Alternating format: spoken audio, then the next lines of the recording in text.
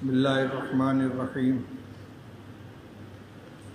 الحمد للہ رب العالمین والصلاة والسلام علی سید الانبیاء والمرسلین سیدنا و نبینا و مولانا محمد وعلی آلہ واصحابہ اجمعین اما بعد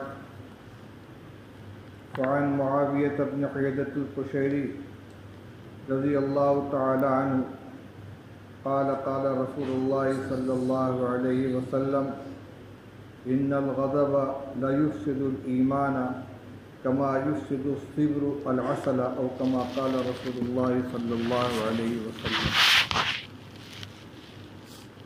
محترم بزرگوں، عزیزوں اور بھائیوں، کل سے یہ طے تھا کہ آج عشاء کے بعد مجھے بات کرنی ہے۔ میں نے آج عصر کے بعد حضرت مولانا ابراہیم صاحب دامت برکاتہ سے عرض کیا کہ رات کو گفتگو کرنی ہے، کچھ رہنمائی فرمائیے، کیا بات کرنی۔ حضرت نے دو باتیں بتلائی، دو چیزوں کی طرف آپ کو متوجہ کرنے کا حکم دیا۔ اس لیے اس وقت جو بات ہوگی زبان آواز میری ہے اور بات در حقیقت حضرت مولانا کی، اس نیت سے، اس توجہ سے آپ سماعت فرمائیں۔ مولانا نے فرمایا کہ آج کل گھروں کے اندر جھگڑا فساد بہت ہو رہا ہے، آپس میں بھائی بھائی میں جھگڑا، میاں بیوی میں جھگڑا، بھائی بہن میں جھگڑا، باپ اور اولاد کے اندر جھگڑا، یہ اختلاف بہت زیادہ ہو رہا ہے، جس کی وجہ سے گھر کی زندگی بجائے راحت، چین اور سکون کے جہنم کی زندگی بن رہی۔ گھر کا ماحول بجائے جنت کا ماحول بننے کے جہنم کا ماحول بن رہا ہے۔ پھر اس کے اسباب پر غور کیا جائے تو اس کا ایک بنیادی سبب انسان کا غصہ ہے۔ اس لیے آج کی اس مجلس میں ہم کو ان دو باتوں کی طرف توجہ دینی۔ پہلی بات، غضب اور غصہ آپ کے سامنے نبوی ہدایات نبوی میں سے احادیث سنائی جاتی ہیں۔ اس کے صفحہ 140 کے اوپر غصے کا بیان ہے، جس میں کئی روایتیں ذکر کی گئی ہیں۔ اس میں سب سے پہلی روایت حضرت ابو ہریرہ رضی اللہ تعالیٰ عنہ کی ہے۔ فرماتے ہیں کہ ان رجلا قال للنبی صلی اللہ علیہ وسلم اوصنی قال لا تغضب فردد مرارا قال لا تغضب۔ بہت سی کتب احادیث میں اس روایت کو نقل کیا گیا ہے۔ حاصل یہ ہے، ابو ہریرہ رضی اللہ تعالیٰ عنہ فرماتے ہیں کہ ایک شخص نے رسول اللہ صلی اللہ علیہ وسلم سے یہ عرض کیا کہ یا رسول اللہ مجھے کچھ نصیحت فرما دیجئے۔ آپ نے فرمایا غصہ مت کیا کرو۔ انہوں نے اپنا سوال کئی مرتبہ دہرایا، کچھ اور نصیحت فرما دیجیے، کچھ اور نصیحت فرما دیجیے۔ آپ نے ہر مرتبہ یہی فرمایا غصہ مت کیا کرو۔ اس کا مطلب یہ ہے کہ اگر اس ایک بیماری کے اوپر قابو پا لو گے، غصے کو کنٹرول کر لو گے، مغلوب الغضب نہیں ہوگے، تو یہی ایک نصیحت بہت سی نصیحتوں کے قائم مقام ہے۔ بہت سی برائیوں سے نجات مل جائے گی، بہت سی خرابیوں سے بچ جاؤ گے، بہت سے نقصانات سے نجات مل جائے گی۔ نصیحت میں دو طرح کی چیزیں ہوتی ہیں، کچھ کرنے والے کام کی ہدایت دی جاتی ہے، کچھ نہ کرنے والے کام سے روکا جاتا ہے۔ آپ نے فرمایا غصہ مت کرو، اور اسی نصیحت کو بار بار دہرایا۔ اس کا مطلب یہ ہے کہ اس ایک چیز کے اوپر اگر قابو ہو گیا تو بہت سی خیر حاصل ہو جائے گی اور بہت سے شر سے حفاظت ہو جائے گی۔ اسی باب میں غصے کے بارے میں رسول اللہ صلی اللہ علیہ وسلم کا یہ ارشاد بھی نقل کیا گیا ہے کہ آپ نے یہ ارشاد فرمایا کہ لیس الشدید بالسرعۃ انما الشدید الذی یملک نفسہ عند الغضب۔ آپ نے فرمایا کہ پہلوان وہ شخص نہیں جو لوگوں کو پچھاڑ دے، بڑا پہلوان وہ شخص ہے جو غصے کے وقت اپنے آپ کو قابو میں رکھے۔ دوسرے کو پٹک دیا، اس کے سینے پر چڑھ کر بیٹھ گئے، یہ تو جسمانی طاقت ہے۔ اس اعتبار سے تو ہاتھی آپ سے بڑا اور بھینسا آپ سے زیادہ صاحب کمال بن جائے گا، کیونکہ اس کو طاقت آپ سے زیادہ ہے۔ یہ کوئی کمال نہیں ہے، اصل کمال ہے جو نفس ایک پہلوان ہے اس کے مقابلے میں آپ غالب آ جائیں۔ الذی یملک نفسہ عند الغضب، حقیقت میں پہلوان وہ ہے کہ جو غصے کے وقت اپنے نفس کے اوپر قابو پا لے۔ اس روایت سے ایک بات اور سمجھ میں آئی کہ جو فرمایا جا رہا ہے غصہ مت کرو، اس کا یہ مطلب نہیں ہے کہ کسی بات پر غصہ آئے نہیں، یہ تو ایک فطری چیز ہے۔ مزاج کے خلاف کوئی چیز پیش آئے گی تو غصہ ضرور آئے گا۔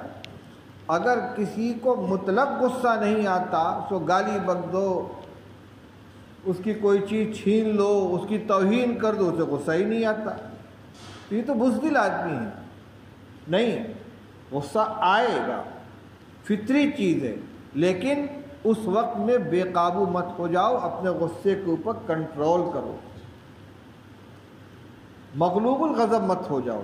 یملک نفسہ عند الغضب، تو غصہ نہ کرنے کا مطلب یہ ہوا کہ غصہ آئے تو اس وقت اپنے آپ کو قابو میں رکھو، کوئی ایسی گفتگو زبان سے نہ ہو، کوئی ایسا عمل سرزد نہ ہو کہ جو دین کے اعتبار سے، شریعت کے اعتبار سے، اخلاق کے اعتبار سے غلط ہے۔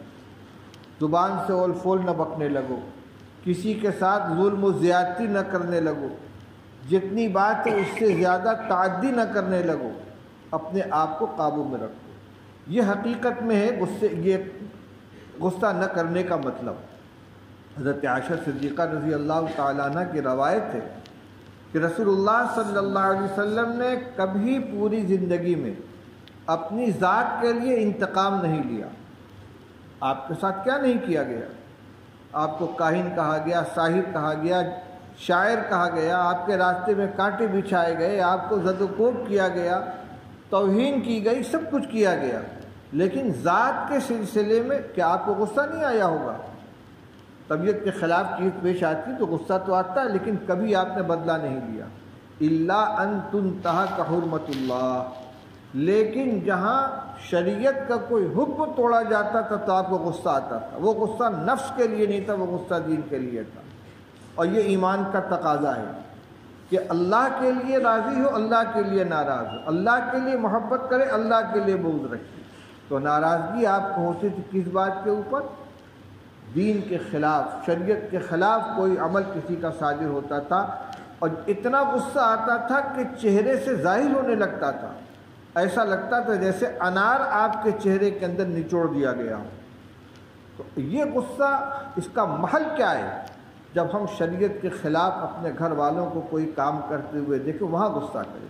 اب عجیب حال ہے، بیوی نماز نہیں پڑھتی، بیٹا نماز نہیں پڑھتا، شریعت کے احکام کھلم کھلا گھر میں توڑے جا رہے ہیں، وہاں تو ہم نرم روی اختیار کرتے ہیں۔ اگر سمجھایا بھی تو ہلکے لہجے میں ایک دو بار سمجھا کر اپنا فرض ادا کر کے خاموش ہو گئی، بھئی کیا کریں، مانتے نہیں ہیں۔ لیکن اگر اسی بیوی سے کھانا خراب ہو جائے، نمک زیادہ ہو جائے، کھانا کچا تیار ہو جائے، تو ایسا نہیں ہے کہ ایک مرتبہ خراب ہوا تو آپ نے ناراضگی ظاہر کی، دوسری مرتبہ خراب ہوا تو ذرا اور ہلکے آواز میں، اور تیسری مرتبہ میں آپ خاموش ہو گئے۔ نہیں، وہاں ہر مرتبہ لہجہ تیز ہوتا چلا جاتا ہے۔ یہ نہیں کہتے کہ ایک مرتبہ سمجھایا، دو مرتبہ سمجھایا۔ دین کے معاملے میں تو یہ ہے کہ اول تو کوئی احساس نہیں، اگر ہے بھی تو تہمت اتارنے کے لیے، ذمہ داری سے سبکدوش ہونے کے لیے ایک دو مرتبہ ہلکے لہجے میں کہہ کر اپنے کام سے فارغ ہو گئے، اور دنیاوی معاملات میں، اپنے حقوق کی ادائیگی میں، اپنے مرتبے کے اعتبار سے کوئی چیز فروتر پیش آ جائے، اس صورت میں ہر مرتبہ ہمارا غصہ پہلے کے مقابلے میں بڑھتا چلا جاتا ہے۔ تو جہاں غصہ ہونا چاہیے وہاں غصہ نہیں آتا، اور جہاں غصہ برداشت کر لینا چاہیے وہاں غصہ آتا ہمیں۔ جھگڑا بھی اسی لیے ہوتا ہے، ہم یہ سمجھتے ہیں کہ ہمارے مرتبے اور ہماری حیثیت کے خلاف معاملہ کیا گیا ہے۔ مشکاۃ شریف آپ پڑھاتے ہیں، اس میں باب الغضب والکبر دونوں باب ایک ساتھ قائم کیا ہے۔ باب الغضب والکبر، غصہ اور تکبر کا بیان، اور روایتیں بھی مشترک لے آئے، کوئی روایت تکبر کے مذمت میں، کوئی روایت غضب کے مذمت میں۔ اس کی حکمت بھی بیان کی گئی کہ غصے کا اصل منشا تکبر ہے۔ آدمی اپنے ذہن میں اپنی جو حیثیت متعین کیے ہوئے ہے، اس حیثیت سے کم درجے کا اس کے ساتھ معاملہ کیا گیا تو اس کو غصہ آتا ہے۔ باپ ہے وہ ڈانٹ دیتا تو غصہ نہیں آتا، لیکن ملازم اگر اسی لہجے میں بول دے، تمہاری ہمت، میری بلی مجھے سے میاؤں، غصہ آ جاتا ہے۔ تم اس طرح مجھ سے بات کرتے ہو، تمہاری ہمت کیسے ہوئی؟ اور اسی لہجے میں استاد بات کرتا ہے، اسی لہجے میں باپ بات کرتا تو غصہ نہیں آتا۔ ہم نے اپنے ذہن میں اپنا جو مقام اور مرتبہ متعین کر رکھا ہے، جتنا بڑا اپنے کو سمجھتے ہیں اس سے نیچا معاملہ کیا تو غصہ آتا ہے۔ تو غصے کی بنیاد یہ ہے کہ ہمارے ساتھ جو معاملہ ہو رہا ہے ہم اس سے بڑے ہیں، ہم اس سے اونچے ہیں۔ تو میرے بھائی، یہ حیثیت جو ہم نے خود متعین کر رکھی ہے یہ غلط ہے۔ تواضع اختیار کرنے کا حکم ہے، اور اگر بالفرض ہمارے ساتھ معاملہ ہماری حیثیت سے کم بھی کیا گیا تو اس وقت غصے کو پی جانا یہ روحانی ترقی کے لیے بھی اور اللہ کی رضا حاصل کرنے کے لیے بھی انتہائی قیمتی موقع ہے۔ اسی باب میں ایک روایت ہے آگے، حضرت معاذ ابن انس جوہنی رضی اللہ تعالیٰ عنہ کی روایت ہے کہ رسول اللہ صلی اللہ علیہ وسلم نے ارشاد فرمایا کہ من قضم غیظا وهو قادر على ان ينفذه دعاه الله سبحانه على رؤوس الخلائق يوم القيامة حتى يخيره من الحور العين ما شاء اللہ، کہ جس نے غصہ نافذ کرنے کی قدرت کے باوجود چاہے تو سزا دے سکتا ہے، اپنے غصہ اس کے اوپر اتار سکتا ہے، ایسا نہیں کہ مجبوری کا نام صبر ہے، کچھ کر ہی نہیں سکتے اس لیے برداشت کر لیا، نہیں، غصہ اتار سکتے ہیں، غصے کا اظہار کر سکتے ہیں، بدلہ لے سکتے ہیں، سزا دے سکتے ہیں۔ اس کے باوجود اگر فرمایا جس نے غصہ نافذ کرنے کی قدرت کے باوجود غصہ پی لیا، حق تعالی شانہ قیامت کے دن اس کو ساری مخلوقات کے سامنے بلا کر اس بات کا اختیار دیں گے کہ وہ اس کے بدلے جنت کے حوروں میں سے جون سی حور چاہے لے لے۔ ابو داؤد، ترمذی، ابن ماجہ، شعب الایمان کی یہ روایت۔ غصے کے وقت طاقت اور قدرت ہونے کے باوجود اس کو برداشت کر لینا اور غصے کا اظہار نہ کرنا، بدلہ نہ لینا۔ اب غصہ جس کو زیادہ آتا ہے اور بے قابو ہو جاتا ہے، اس کا علاج کیا ہے؟ اس کا ایک علاج تو وقتی ہے، ایک علاج مستقل ہے۔ وقتی علاج کیا ہے؟ روایت سنیے، میں نے اسی لیے ہاتھ میں کتاب لے لی ہے۔ عن عطیۃ بن عروۃ السعدی رضی اللہ تعالی عنہ قال قال رسول اللہ صلی اللہ علیہ وسلم ان الغضب من الشیطان وان الشیطان خلق من النار وانما تطفأ النار بالماء فاذا غضب احدکم فلیتوضأ۔ آپ نے فرمایا کہ غصہ شیطان کے اثر سے ہوتا ہے، اور شیطان آگ سے بنایا گیا ہے، اور آگ پانی سے بجھائی جاتی ہے۔ اب صغرا کبرا ملا کے نتیجہ نکالیے، کیا نتیجہ نکلا؟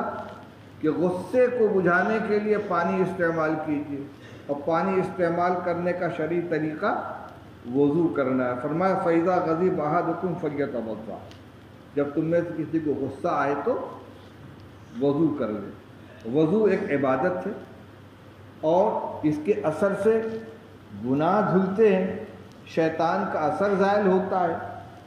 ایک عمل تو یہ ہے کہ وضو کر لے، اور دوسرا عمل کیا ہے؟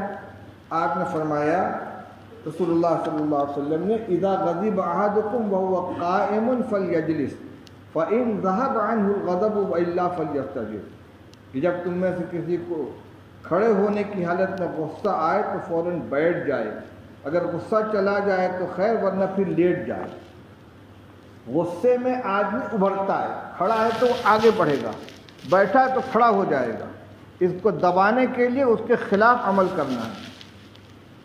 چل رہا ہے تو رک جائے، کھڑا ہے تو بیٹھ جائے، بیٹھا ہے تو لیٹ جائے، یعنی بجائے ابھار کے دبنے کی کیفیت اختیار کی جائے۔ ایک صورت یہ بھی ہے کہ اس جگہ سے آدمی ہٹ جائے۔ خاص طور سے ماشاء اللہ اکثر لوگ شادی شدہ ہیں، میاں بیوی میں جب ایک جھگڑا شروع ہوتا ہے اور وہ ادھر محاذ سنبھالے ہوئے ہے، ادھر شوہر نامدار بھی، الرجال قوامون علی النساء، یہ دبنے والے کیوں ہیں؟ تو میں ہوتے ہوتے زبانی تکرار اس کی تک نوبت یہاں تک پہنچ جاتی ہے کہ مرد کے پاس جو آخری ہتھیار ہے وہ استعمال کر کے چھٹی کر لیتا ہے۔ یہ صورتحال پیش نہ آئے۔ عورت تو ناقص العقل ہے، ناقص الدین ہے، اس کو سمجھانا ہمارے بس میں نہیں ہے۔ ہم تو کامل العقل و کامل الدین ہیں، تو مولانا کامل الدین صاحب کو وہاں سے ہٹ جانا چاہیے۔ اپنے کمال دین اور کمال ایمان، اس کا تقاضا یہ ہے کہ اس جگہ سے ہٹ جائے یا خاموش ہو جائے۔ جب تک دونوں زبان چلتی رہے گی غصہ رکے گا نہیں۔ لطیفہ یاد آ گیا، مولانا طارق جمیل صاحب کی ایک تقریر سن رہا تھا، اس میں انہوں نے کہا کہ ایک عورت آئی اور اس نے آ کر کہا کہ ہمارے میاں بیوی کے درمیان بہت لڑائی ہوتی روزانہ، وہ گھر میں آتے ہیں اور لڑائی شروع ہو جاتی ہے اور رکتی ہی نہیں کسی طرح، کوئی تعویذ دے دیجیے۔ تو جن کے پاس گئی تھی انہوں نے ایک تعویذ بنا کے اس کو دیا اور کہا دیکھو جب شوہر گھر میں آئیں تو اس کو یہاں جاڑ کے ڈانٹ پر رکھ کے زور سے دبا لیا کرو۔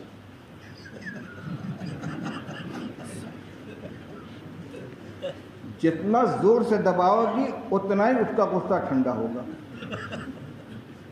بہت اچھا، تعبیر لے کے اس کو پلاسٹک میں لپیٹ لیا۔ اس نے جو ہی شوہر گھر میں آئے اور غصے میں بھرے ہوئے تھے اور انہوں نے اپنا شروع کر دیا، ایک نے تعبیر رکھی اور دبا کے بیٹھ گئے۔ تھوڑی دیر وہ برسے پھر خاموش ہو گئے۔ دوسرے دن پھر وہی نسخہ اختیار کیا، تیسرے دن پھر بھی نسخہ اختیار کیا۔ بہت شریف عورت کہ بھائی میں اتنا بگڑتا ہوں اور یہ کچھ بولتی ہی نہیں ہے۔ حالات ٹھیک ہو گئے۔ وہ عورت گئی ان کے یہاں، جا کر کہا مولانا صاحب آپ کا تعویذ بہت کارگر ثابت ہوا۔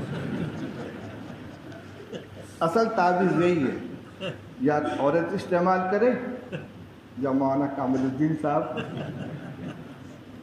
خاموشی کا تعویذ دانت کے نیچے دبا کے بیٹھ گئے۔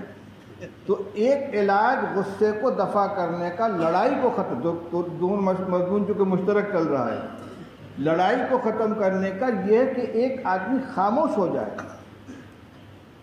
دب جائے تھوڑا سا۔ یہ وقتی دب جانا، من تواضع للہ رفعہ اللہ، اللہ کو راضی کرنے کے لیے، شریعت کا حکم پورا کرنے کے لیے دب جائیں گے تو اللہ بلندی عطا فرمائے گا۔ اس لیے میرے بھائی ہاں بات یہ چل رہی تھی کہ غصے کا ایک تو وقتی علاج ہے، وہ 3 علاج بتلایا آپ کو: وضو کر لینا اور اپنے کو دبا لینا، کھڑا ہے تو بیٹھ جائے، بیٹھا ہے تو لیٹ جائے، جگہ تبدیل کر لینا۔ حضرت مفتی صاحب نور اللہ مرقدہ فرماتے تھے کہ جس کو غصہ بہت آتا ہو وہ بیٹھ کر تھوڑی دیر اس بات کا مراقبہ کرے، سوچے کہ مجھ کو جس کے اوپر غصہ آ رہا ہے، نہ میں نے اس کو پیدا کیا ہے، نہ میں اس کا خالق ہوں، نہ مالک ہوں، نہ رازق ہوں، میری جیسا ایک انسان ہے۔ رتبے کے اعتبار سے ہو سکتا ہے کہ چھوٹا ہو، میرا بیٹا ہو، میرا ملازم ہو، میری بیوی ہو، میرا چھوٹا بھائی ہو، کوئی بھی ہو سکتا ہے مقام کے اعتبار سے چھوٹا ہو، لیکن نہ میں اس کا مالک ہوں، نہ خالق ہوں، نہ رازق ہوں۔ اس نے کوئی بات ایسی کہہ دی جو میرے مزاج کے خلاف پڑی تو میں اتنا ناراض ہو گیا۔ وہ اللہ جو میرا مالک بھی ہے، خالق بھی ہے، رازق بھی ہے، جس نے پیدا کیا، ہماری جان کا مالک ہے، ہمیں روزی عطا فرماتا ہے، ہم صبح سے لے کر شام تک اور رات سے لے کر صبح تک کتنے کام اس کی مرضی کے خلاف کرتے ہیں۔ اگر وہ بھی اسی طرح ہم سے ناراض ہونے لگے، ہمارے اوپر اپنا غضب نازل کرنے لگے، اپنی نعمتوں سے ہمیں محروم کر دے تو ہمارا کیا ٹھکانہ ہوگا؟ جب اللہ جو مالک ہے، خالق ہے، رازق ہے، اس کی ہم حکم عدولی کرتے ہیں، اب وہ ہمیں درگزر کرتا ہے، اپنی نعمتوں کو روکتا نہیں ہے، اپنی مہربانیوں سے ہمیں محروم نہیں کرتا، ہمیں ڈھیل دیتا جاتا ہے، ہم اپنے ہی جیسے انسان سے جس کے نہ ہم مالک ہیں، نہ خالق ہیں، نہ رازق ہیں، ذرا سے مزاج کے خلاف بات پیش آ گئی تو ہم اس قدر بکھر جاتے ہیں، یہ مناسب نہیں ہے۔ اس مضمون کو اگر روزانہ جو آدمی غصے سے پاگل ہو جاتا ہے، مغلوب الغضب ہو جاتا ہے، تھوڑی دیر بیٹھ کے اس کو سوچے تو انشاءاللہ آہستہ آہستہ یہ غصہ اس کا کمزور پڑے گا۔ امام غزالی رحمۃ اللہ علیہ کی تحریر میں بھی یہ چیز ملی، اور یقیناً حضرت رحمۃ اللہ علیہ بزرگوں ہی کی بات نقل فرماتے ہیں، اس وقت حوالہ نہیں دیا تھا لیکن بعد میں غالباً احیاء العلوم یا کیمیاء سعادت کی ہے کہ یہ ترتیب ہے جو بیان کی گئی ہے، تو یہ تجربہ کر کے دیکھیں۔ بہرحال یہ دو چیزیں آج آپ کے سامنے پیش کی گئی ہیں۔ ہم چونکہ یہاں تربیت کے لیے آئے ہیں، اپنی بیماریوں کی تشخیص کریں اور ان کا جو علاج بتایا جائے اس پر عمل کرنے کی کوشش کریں۔ نصیحت تو سنتے رہتے ہیں، عملاً ہر آدمی اپنے اوپر اس کو نافذ کرے۔ اگر گھر کے اندر ناچاتی ہے، خود پیش قدمی کر کے اس کو ختم کرنے کی کوشش کرے۔ ترک تعلق کے جو وبال ہے، کہ جو وعیدیں ہیں 3 دن سے زیادہ کسی سے ترک تعلق کرنا جائز نہیں ہے، اللہ تعالیٰ اس سے اپنی رحمت کو روک لیتے ہیں۔ مقبول دعاؤں کی جو راتیں ہیں ان میں بھی ان کو چھوڑ دیا جاتا ہے، دعوہما حتی یصطلحا۔ شب قدر ہے، شب برات ہے، عیدین کی رات ہے، جو آپس میں قطع تعلق کیے ہوئے ہیں ان کی دعائیں قبول نہیں ہوتی، ان کے مغفرت کا فیصلہ نہیں ہوتا۔ یہ سارے نقصانات ہمیں معلوم ہے، لیکن جس وقت غصہ آتا ہے اس وقت کوئی چیز یاد نہیں رہتی۔ غصے کے وقت میں ہمیں یاد آ جائے کہ غصے کے کیا نقصانات ہیں اور آپس کے اختلافات اور ترک تعلق کے کیا نقصانات ہیں، اس وقت رسول اللہ صلی اللہ علیہ وسلم کی احادیث کو، آپ کی ہدایات کو سامنے رکھ کے اس پر عمل کرنے کی کوشش کریں۔ اللہ تعالی ہمیں عمل کرنے کی توفیق عطا فرمائے۔